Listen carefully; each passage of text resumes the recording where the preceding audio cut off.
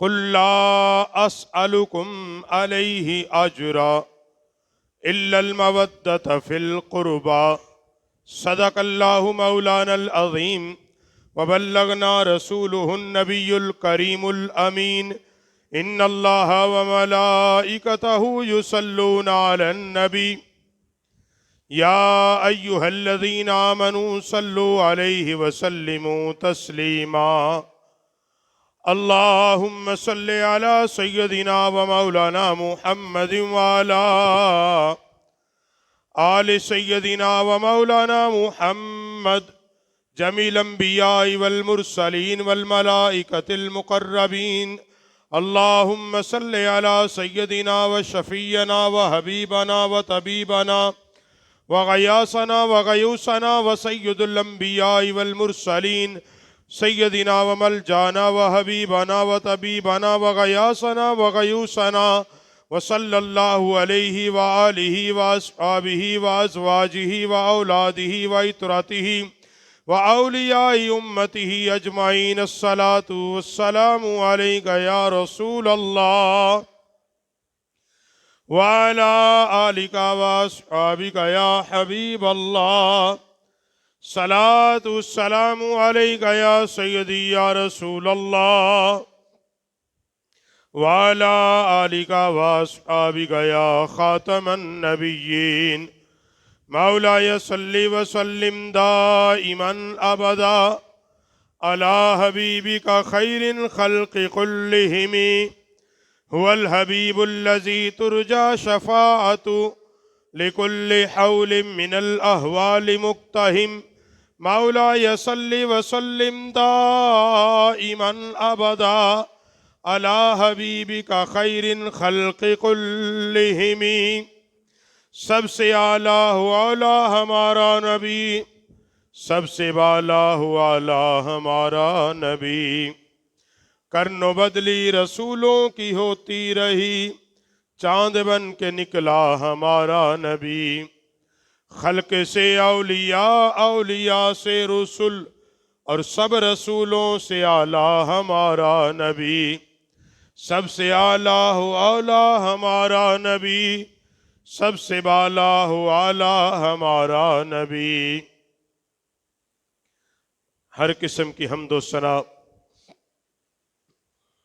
اللہ وحدہ لا شریک جو ساری کائنات کا حقیقی خالق مالک رازق ساری کائنات کو رزق دینے والا ساری کائنات کو پالنے والا اللہ رب العالمین احکم الحاکمین کی حمد و ثنا درود و سلام آقا دو جہاں محبوب دو جہاں سید سروراں ہادی کل محبوب کل ختم الرسل امام الانبیاء جناب محمد الرسول اللہ صلی اللہ علیہ وآلہ وسلم کی پاک مقدس عظیم بارگاہ میں ہدیہ درود السلام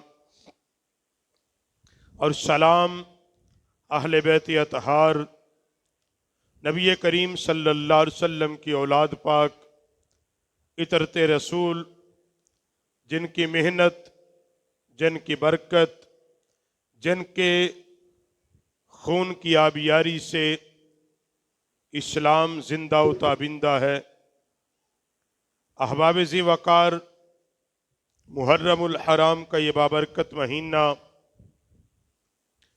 اسلامی سال کا یہ پہلا مہینہ محرم ہمیں یاد دلاتا ہے سید الشہداء سید الشباب اہل جنہ جناب سیدنا امام حسین رضی اللہ تعالی عنہ آپ کی شہادت با کمال اور محرم ہمیں یاد دلاتا ہے کہ اسلام کے لیے حق کے لیے باطل کے سامنے کیسے کھڑے ہونا ہے احباب ذی وقار، اللہ رب العالمین نے نبی کریم صلی اللہ علیہ وسلم کو دین حق کے ساتھ مبعوث فرمایا، اور آقا علیہ الصلاۃ والسلام نے اللہ کے پیغام توحید کو اپنی نبوت و رسالت کے پیغام کو کریا کریا، بستی بستی، ہر نگر، ہر گلی، ہر چوک تک پہنچانے کے لیے اپنی ساری محنت، اپنی ساری قوت صرف کی، اور اس کے لیے دین اسلام کی تبلیغ کے لیے نبی کریم صلی اللہ علیہ وسلم پر ظلم و ستم کے پہاڑ توڑے گئے۔ کبھی مکے کی وادیوں میں آپ پر کوڑا اور کرکٹ پھینکا گیا، کبھی مکے کی وادیوں میں آپ کے راستوں کے کانٹے بچھائے گئے، کبھی طائف میں آپ کو پتھر برسائے گئے، کبھی آپ کو عبادت سے روکا گیا، کبھی آپ کو شاب ابی طالب کی گھاٹی میں محصور کر دیا گیا، کبھی آپ علیہ الصلاۃ والسلام پر ہر وہ ظلم، ہر وہ ستم ڈھایا گیا جو ایک انسان کر سکتا تھا، مگر پیغمبر صلی اللہ علیہ وسلم نے اپنے مشن سے، اس نظریے سے، پیغام توحید سے، پیغام رسالت سے ایک انچ بھی پیچھے نہیں ہٹے۔ ہر اٹھنے والا قدم آگے کی طرف گیا۔ جب یہ سارا منظر صحابہ اکرام علیہم رضوان کی آنکھوں کے سامنے تھا کہ آقا علیہ الصلاۃ والسلام نے کتنی محنت کی، اور حضور علیہ السلام کی محنت کی برکت سے ہم جیسوں کو مرتبہ صحابیت مل گیا، ہمیں اسلام کی دولت ملی، ہمیں ایمان کی دولت ملی، ہمیں ایقان کی دولت ملی، ہمیں اللہ کی وحدانیت، اللہ کی توحید، اللہ کی معرفت نصیب ہوئی، تو وہ ذات رسول اللہ ہے۔ حضور علیہ الصلاۃ والسلام نے ہر ظلم و ستم کو برداشت کر کے ہم تک دین حق کو پہنچا دیا، اور ہماری یہ تربیت کی ہے کہ ہم اس قوم کے رہنما بن چکے ہیں۔ ہمیں وہ برکت نصیب ہو گئی کہ جو برکتیں کسی اور کو نصیب نہیں ہوئی۔ ہم نے اپنی آنکھوں سے ایمان کے ساتھ دیدار مصطفیٰ کر لیا۔ اب صحابہ نے آپس میں ایک مشورہ کیا کہ دیکھو، ہمیں چاہیے کہ ہم کچھ دے نہیں سکتے، جو نبی علیہ السلام نے محنت کی ہے ہم اس کا صلہ نہیں دے سکتے، کسی بھی قیمت پر نہیں دے سکتے، ہم کچھ نہ کچھ نظر و نیاز بارگاہ رسالت میں پیش کریں، کچھ ہدیہ پیش کریں۔ تو صحابہ اکرام علیہم رضوان نے کچھ مال و دولت اکٹھا کیا، جس کی بساط میں جو تھا اکٹھا کر کے بارگاہ رسالت کے اندر حاضر ہوئے۔ یا رسول اللہ، ہماری طرف سے یہ ہدیہ قبول کیا جائے، ہماری طرف سے یہ نذرانہ قبول کیا جائے، نیاز مندی قبول کی جائے۔ میرا نبی خاموش ہوا۔ اللہ نے قرآن بھیج دیا، فرمایا پیارے حبیب اعلان کر دیو، ان صحابہ کو بتا دو، ان لوگوں کو بتا دو، قیامت تک کے لوگوں کو بتا دو، قل لا اسألکم علیہ اجرا الا المودۃ فی القربى، فرمایا اگر تم مجھے کچھ دینا چاہتے ہو، اگر میں تم سے نبوت و رسالت کا اجر نہیں مانگتا، محنت کا اجر نہیں مانگتا، کیونکہ جو نبی محنت کرتا ہے، نبی اپنی محنت کا اجر بندوں سے طلب نہیں کرتا، نبی کی یہ شان نہیں بندوں سے اجرت مانگے۔ فرمایا میں تم سے قل لا اسألکم، میں تم سے کوئی سوال نہیں کرتا اس محنت پر کہ تمہیں دوزخ سے نکال کر جنت کے راستے پر لگا دیا، میں تم سے کچھ نہیں مانگتا اس بات پر کہ میں نے تمہیں بتوں کے سامنے تم جھکتے تھے، ایک خدا کی بارگاہ میں جھکا دیا۔ میں تمہیں اس پر قل لا اسألکم، تم سے سوال نہیں کرتا، اجرن، کوئی اجر نہیں مانگتا، کوئی اجرت نہیں مانگتا، مال و دینار نہیں مانگتا، کچھ نہیں مانگتا۔ اگر میرے صحابہ تم کچھ دینا چاہتے ہو، یہ بھی میری اجرت نہیں ہوگی، بلکہ تمہارے ایمان کی تکمیل ہوگی۔ تمہیں ہدایت کا راستہ بتاتا ہوں، وہ کیا ہوگا؟ الا المودۃ فی القربى، پھر یہ کرنا کہ میری اہل قرابت سے محبت کر لینا، میری اولاد سے محبت کرنا، میرے خاندان سے محبت کرنا، میری اہل بیت سے محبت کرنا۔ یہ تھی کہ نبی علیہ السلام نے، گویا کہ اللہ نے جو حضور کی نبوت کے بعد اس امت پر لازم کیا ہے وہ یہ ہے کہ اگر تم چاہتے ہو تم سے تمہارا نبی راضی ہو جائے، پھر نبی کے خاندان سے محبت کرنا، نبی کی بیٹی سے محبت کرنا، نبی کی اہل بیت سے محبت کرنا، امام حسن مجتبیٰ سے محبت کرنا، امام حسین مجتبیٰ سے، امام حسین سے محبت کرنا، سیدہ خاتون جنت سے محبت کرنا، جناب رسول اللہ کے خاندان سے محبت کرنا۔ حضرت علامہ اسماعیل حنفی حقی علیہ رحمہ لکھتے ہیں اور جناب یوسف نبہانی علیہ رحمہ لکھتے ہیں، فرمایا ایک اصول ہے، قاعدہ ہے، طریقہ ہے، یاد کر لو۔ فرمایا طریقہ، اصول، قاعدہ ایمان کا، عقائد کا وہ یہ ہے کہ میرا نبی سارے نبیوں سے افضل ہے، میرا پیغمبر سارے پیغمبروں سے افضل ہے، میرا نبی ساری انسانیت سے افضل ہے۔ فرمایا جس طرح پیغمبر ساری انسانیت سے افضل ہے، میرے نبی کے گھر والے سارے نبیوں کے گھر والوں سے افضل ہے، میرے نبی کی اولاد سارے نبیوں کی اولاد سے افضل ہے۔ پوچھا کیوں؟ فرمایا اس لیے ان کا نسب مصطفیٰ سے ملتا ہے، ان کا صلب مصطفیٰ سے ملتا ہے، ان کی نسبت مصطفیٰ سے ملتی ہے۔ فرمایا جن جن کی نسبت، نسب میرے مصطفیٰ سے ملتا جائے گا وہ زمانے میں افضل ترین بنتا چلا جائے گا۔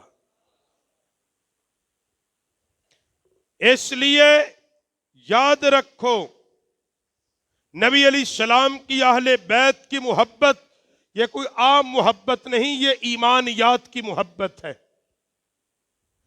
اس کے بغیر ایمان مکمل نہیں ہوتا۔ کوئی یہ سمجھے کہ نبی علیہ السلام کا دل میں حضور کی اولاد کا بغض رکھ کے میں جنت میں چلا جاؤں گا، یاد رکھے وہ غلط فہمی میں ہے، وہ خوش نہ ہوتا پھرے۔ یاد رکھے وہ لاکھوں نمازیں پڑھے، لاکھوں حج کرے، وہ لاکھوں صدقہ خیرات کرے، اگر اس کے دل میں حضور کی اولاد کا بغض ہے، نبی علیہ السلام کی اہل بیت کا بغض ہے، اس کی نمازیں ٹکر ثابت ہوں گی، اس کا حج چکر ثابت ہوں گے، وہ جنت میں نہیں جا سکتا۔ حصول جنت کے لیے جو راستہ ہے وہ راستہ در اہل بیت سے ہو کر گزرتا ہے، نبی کی آل کی محبت سے ہو کر گزرتا ہے، کیونکہ میرے کریم نبی صلی اللہ علیہ وآلہ وسلم نے فرمایا جس نے میری اہل بیت سے محبت کی اس نے مجھ سے محبت کی، جس نے مجھ سے محبت کی اس نے اللہ سے محبت کی۔ میرے نبی نے فرمایا جس نے میری اہل بیت سے محبت کی، مجھ سے محبت کی، اس نے اللہ سے محبت کی، پھر اللہ اس بندے کو نعمتوں والی جنت میں داخل کرے گا۔ وہ کب کرے گا؟ جب وہ نبی کی اولاد سے بھی محبت کرے گا، مصطفیٰ سے بھی محبت کرے گا، خدا سے بھی محبت کرے گا۔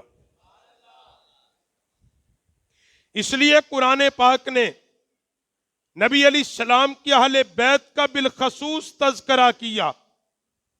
انما یرید اللہ لیذہب عنکم الرجس اہل البیت ویطہرکم تطہیرا۔ فرمایا پیارے حبیب آپ کی اہل بیت کوئی عام اہل بیت نہیں، آپ کے گھر والے کوئی عام گھر والے نہیں۔ اس کا شان نزول کیا ہے کہ میرا نبی صلی اللہ علیہ وسلم 40 دن تک اپنے گھر سے نکلتے، در فاطمہ پہ آتے، وہاں کھڑے ہو کر کہتے الصلاۃ اہل بیت، اے میری اہل بیت اٹھو نماز کو قائم کرو، الصلاۃ اہل بیت، اے میری اہل بیت تم نماز کو قائم کرو۔ 40 دن تک میرا پیغمبر سیدہ کائنات کے دروازے کے سامنے کھڑے ہو کر یہ صدا لگاتا تھا. پھر اللہ نے قرآن بھیجا، فرمایا پیارے حبیب اپنی اہل بیت کا فکر نہ کر، میں نے تیری اہل بیت کو طیب، طاہر، پاکیزہ، ہر قسم کی نجس سے پاک پیدا کیا ہے. نبی کی اہل بیت کے بارے میں یہ کہنا، گناہ کی نسبت کرنا، ان کی طرف عصیاں کی نسبت کرنا، یاد رکھو یہ تیرے ایمان کو تباہ کر دے گا، تیرے ایمان کو تباہ کر دے گا. یاد رکھو کسی کی طہارت کی گارنٹی کوئی پیر دے گا، کسی کی طہارت کی گارنٹی کوئی محدث شیخ دے گا، کسی کی طہارت کی گارنٹی نبی علیہ السلام نے دی، مگر نبی کا خاندان وہ ہے جن کی طہارت کی گارنٹی عرش کا رب، کائنات کا خالق اللہ رب العالمین دے رہا ہے. کہا میرے نبی کے گھر والے پاک ہیں، طیب ہیں، طاہر ہیں، مطہر ہیں. اللہ کتنے پاک ہیں؟ فرمایا میرے نبی کے گھر والے اتنے پاک ہیں جو ان کا محبت سے نام بھی لے گا میں اللہ ان کے گناہوں کو مٹا دوں گا. جن کا نام لینے سے برکت کا نزول ہوتا ہے ان کا وجود کتنا برکت والا ہوگا، ان کا وجود کتنا برکت والا ہوگا. اور حدیث ثقلین میرے پیغمبر صلی اللہ علیہ وسلم نے خطبہ ارشاد فرمایا، لمبا خطبہ. میرا نبی وصیت کر رہا ہے، نصیحت کر رہا ہے صحابہ کو. صحابہ کہتے ہم نے سمجھا کہ آقا علیہ السلام کا یہ آخری خطبہ ہے.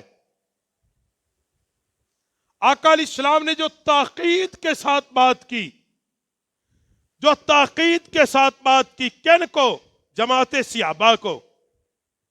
کن کو؟ ابو بکر و عمر عثمان و علی کو، طلحہ زبیر کو. وہ جماعت صحابہ جن کی بخشش کا وعدہ اللہ نے کیا ہے، مگر پھر بھی میرا نبی ان کو وصیت کر رہا ہے. کیوں؟ اللہ اور اس کے رسول نے اپنی اہل بیت کی محبت بار بار کیوں بیان کی؟ کیوں؟ میرا نبی اپنی نظر نبوت سے دیکھ رہا تھا کہ میرے بعد کچھ ایسے ہوں گے، کلمہ تو میرا پڑھیں گے مگر بغض میری اولاد سے رکھیں گے. آج بھی ہیں،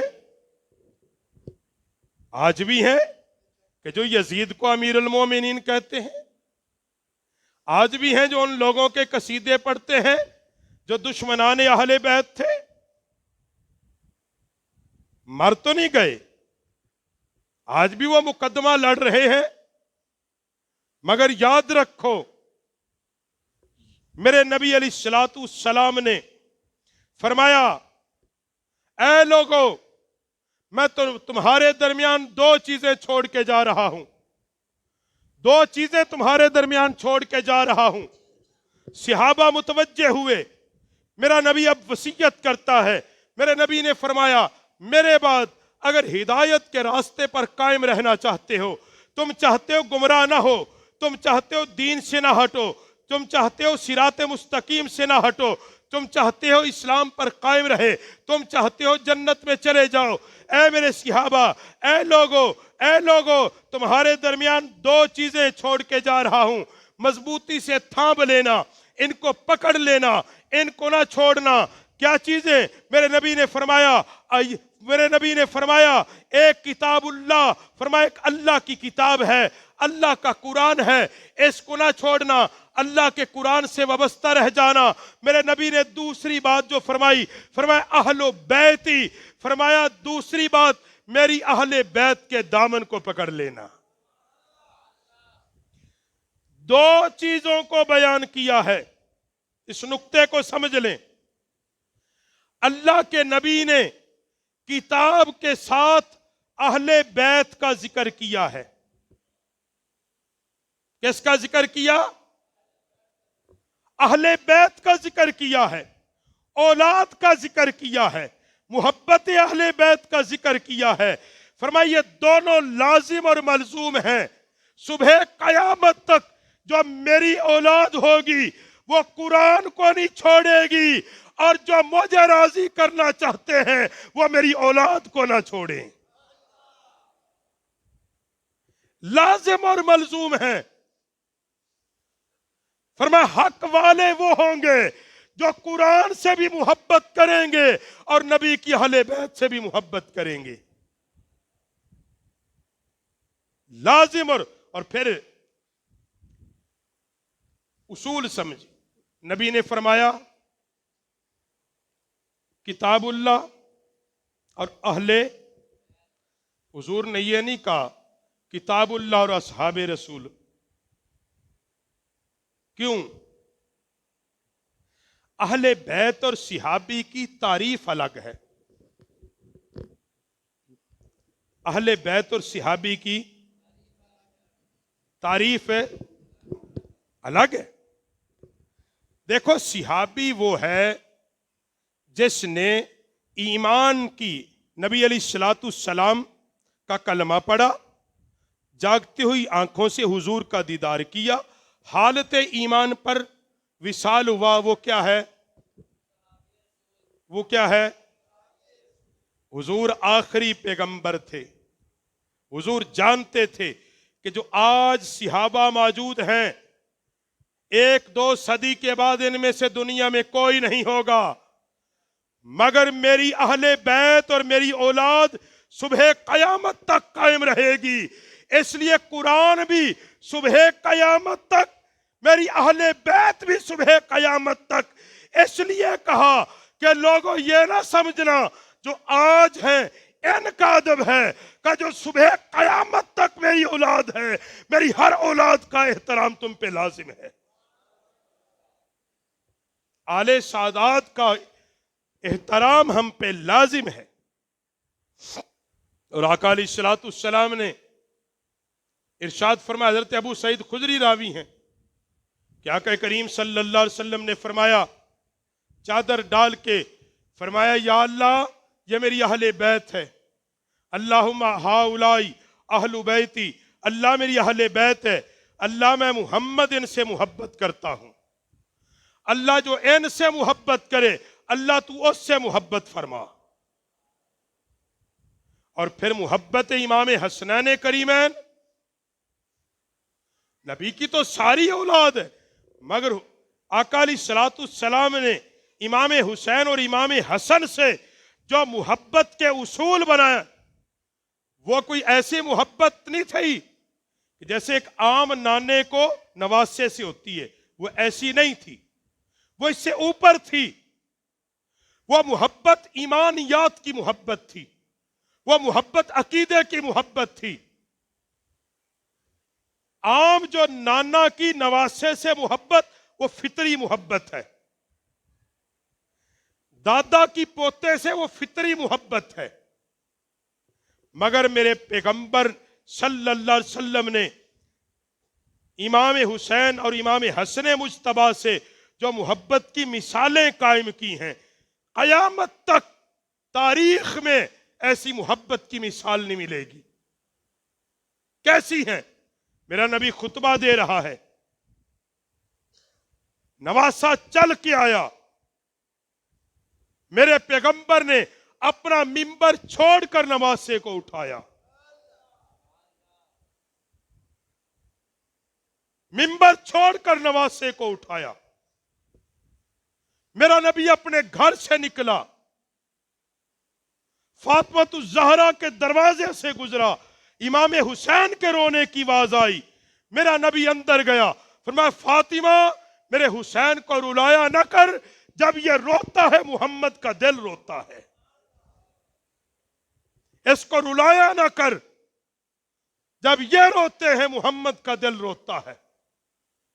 میرا نبی نماز پڑھے، اگر میرے نبی کی پشت پر آ جائے اور صحابہ اتارنا چاہے میرا نبی روک دے، فرمایا جب تک یہ مرضی سے نہیں اتریں گے میں محمد ان کو نہیں اتاروں گا. میرے نبی نے یہ محبت کیوں کر کے دکھائی؟ کیوں کر کے دکھائی؟ قرآن کس کے سینے پہ آیا سب سے پہلے؟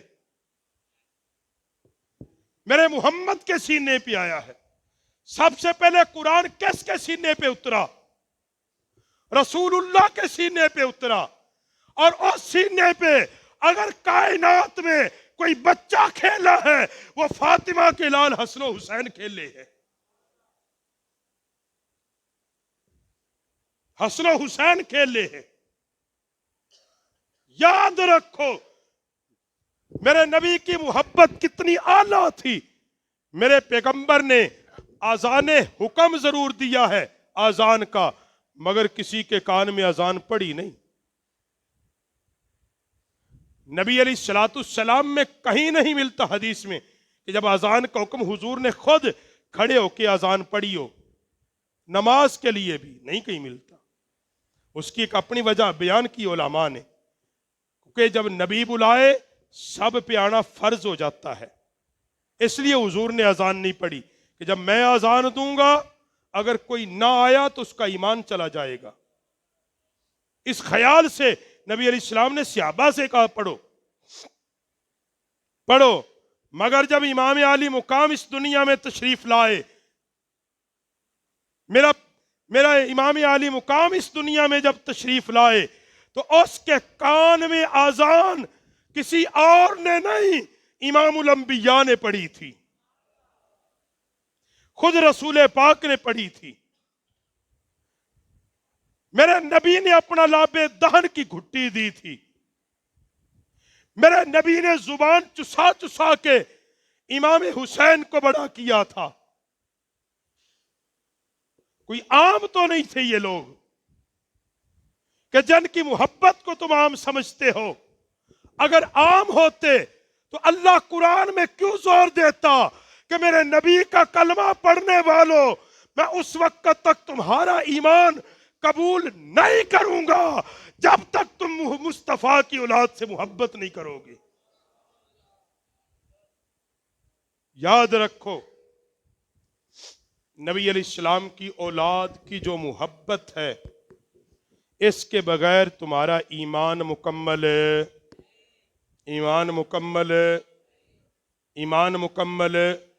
آقا علیہ السلام کی اہل بیت اطہار کی محبت ہمارے ایمان کا لازمی جز ہے، لازمی جز ہے۔ اور پھر امام حسین جیسی ہستی، جی امام حسن جیسی ہستی، یہ وہ ہستیاں ہیں۔ اگر آج یہ مسجد، منبر، محراب، قرآن، تلاوت، اذان، جو کچھ بھی ہے، اگر آج یہ قائم ہے تو صدقہ حسین کی قربانی کا قائم ہے، میرے امام کی قربانی کا صدقہ قائم ہے۔ اور یہ محرم کے جو دن جا رہے ہیں، یہ دن کوئی عام دن نہیں ہے۔ جن کے نزدیک عام ہے وہ رہیں، ہمیں ان سے سلوکار نہیں، ان کے نزدیک عام ہوں گے، لیکن ہمارے نزدیک یہ دن اتنے ہی درد کو یاد کرتے ہیں کہ نبی علیہ الصلوۃ والسلام حضرت اماں عائشہ کے گھر میں تشریف فرما ہیں، اور ایک روایت میں حضرت ام سلمہ کے گھر بیٹھے ہیں۔ آقا علیہ الصلوۃ والسلام کے سامنے حسنین کریمین کھیل رہے ہیں۔ جبریل حضور کی بارگاہ میں آئے، جبریل آئے، عرض کرتے ہیں یا رسول اللہ، آپ کے اس نواسے کو آپ کے بعد آپ کا کلمہ پڑھنے والے قتل کر دیں گے۔ نبی علیہ السلام کی آنکھوں میں آنسو جھلک پڑے، آنسو گرے حضور کی آنکھوں سے، اور جبریل نے وہ مٹی بھی دی، آقا یہ مقام، یہ جگہ ہوگی۔ اور آقا علیہ الصلوۃ والسلام نے ان کو بلایا، اور بلا کے آقا علیہ السلام نے ان سے محبت کی، اور وہ مٹی ام سلمہ کو دی۔ ام سلمہ یہ مٹی سنبھال کے رکھ لینا، جس دن یہ مٹی خون بن جائے سمجھ لینا میرا بیٹا حسین قتل ہو گیا۔ تو نبی علیہ الصلوۃ والسلام تو غم زدہ ہو جاتے تھے.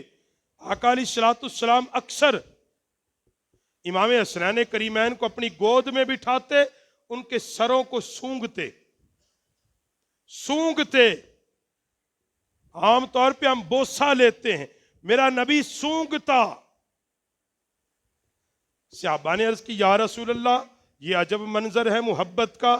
میرے نبی نے فرمایا یہ دونوں نوجوان دو جنتی پھول ہیں, یہ دنیا کے اندر جنتی پھول ہیں. ہم نقش امن کے تحت ہماری زبانیں خاموش ہیں, ورنہ جو کچھ ناصبیوں نے امام حسنین کریمین کے بارے لکھا ہے ہم کہہ دیں تو منہ چھپانے کی جگہ نہ ملے. مگر حسین کی محبت ہمیں سکھاتی کیا ہے؟ آخر میں دو باتیں. حسین کی محبت سکھاتی یہ ہے کہ جب حق بات آ جائے پھر حق کے ساتھ کھڑے ہو جاؤ. حق کے ساتھ, یاد رکھو محرم اور کربلا, یاد رکھو یہ کفر اور اسلام کی جنگ نہیں تھی, یہ دو نظریات کی جنگ تھی.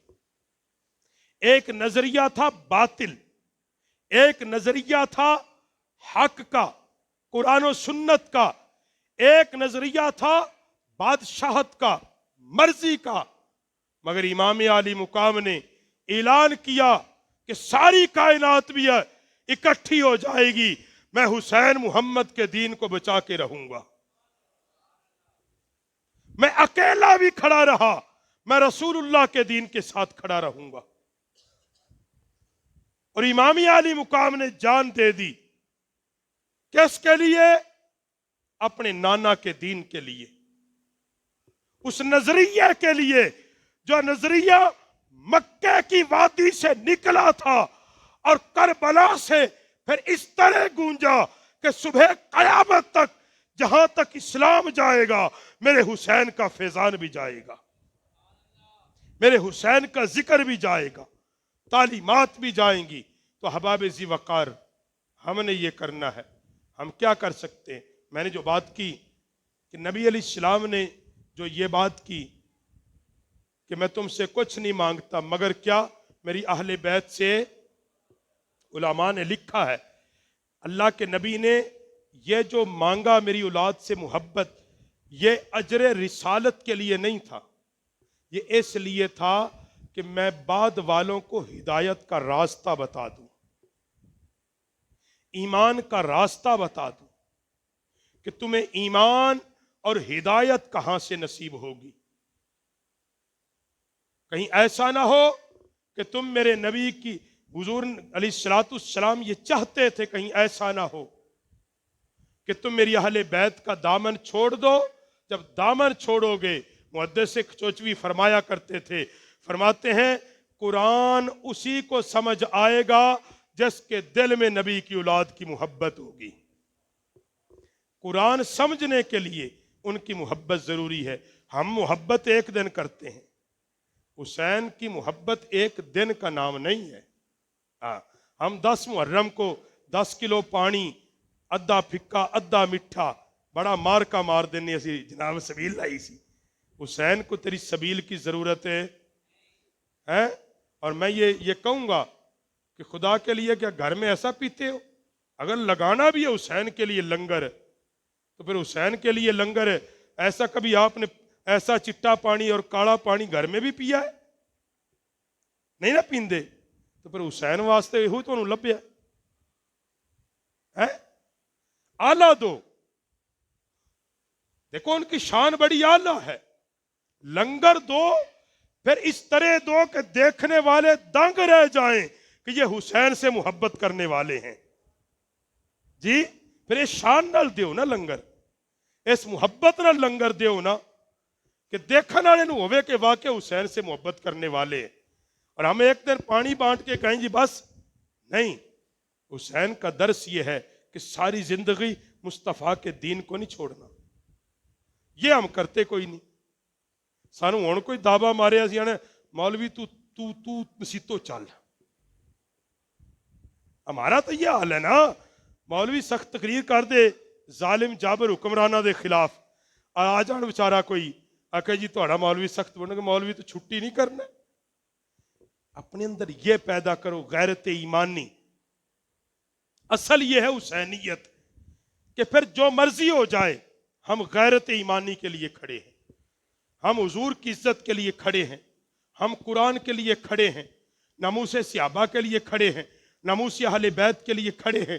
ہم ہر اس بندے کو روکیں گے جو نبی پاک کی اہل بیت کے خلاف بکواس کرے گا، ہم ہر اس بندے کے ساتھ ٹکر لیں گے جو نبی پاک علیہ السلام کی اہل بیت اور بالخصوص شہدائے کربلا کی توہین کرے گا، ہم ہر اس بندے کے خلاف چلیں گے، اٹھیں گے، ان کے نظریات کا رد کریں گے کہ جو میرے حسین کو باغی کہے اور یزید کو حق پر کہے۔